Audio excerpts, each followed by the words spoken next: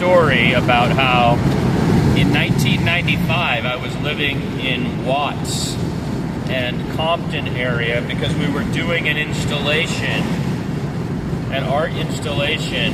Rigo and I, one of Rigo's major cool projects in Watts for the Watts Labor Community Action Center. Now the WLCAC, they hire a lot of convicts. One of the great things they do for the community is when black and brown brothers and sisters come back from prison, they can't get work. And so there are community organizations that can provide work and a place where they can have a stable, income and so on. Well, WLCAC, Watts Labor Community Action Committee, is one of those. So I was there early, and I was working with several of the people there, and doing some painting. And one of the fellows, he said, "Well, I learned graphic design while I was inside. I took a graphic design class." And Rigo was smart enough and beautiful enough. As a person, he was always like this. He's like, "You should design the flyers." So he used a Mac, and this is 1995. I mean, it's not like today. And made these killer flyers. It was really cool. Everything looked great. And the day came that we had to take the material to the printers so the printers could do up all the stuff. And Rigo had the truck, and I was like, "What are we going to do?" And then this fellow, I think his name was Charles. Charles said, "I have a car. I can drive us." And I was like, "Great." Now, Charles was huge. I mean, I'm 6 foot. He was 6'2" if he was an inch, probably closer to 6'3", 6'3.5". He weighed about 225 pounds, Not a lot of fat on this guy. Like, he had been working out inside, big man. And he goes, "My car's just over here." And we walk over there, and it's a VW Rabbit. Like, this little VW Rabbit.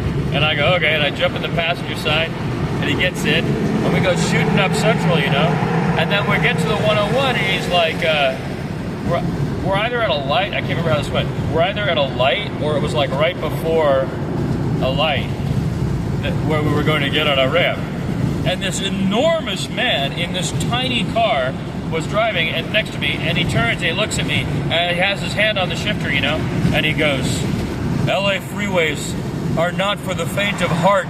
That's what he said, and then he plunged into it, and he jumped onto the freeway. And I'll never forget it, right? Like, I was always reminded years later, when I'm driving here, there's a different culture, like, you gotta have your game together. There's not this tourist-style driving to be done. People are moving, there's not a lot of patience. But it was really great. Charles goes,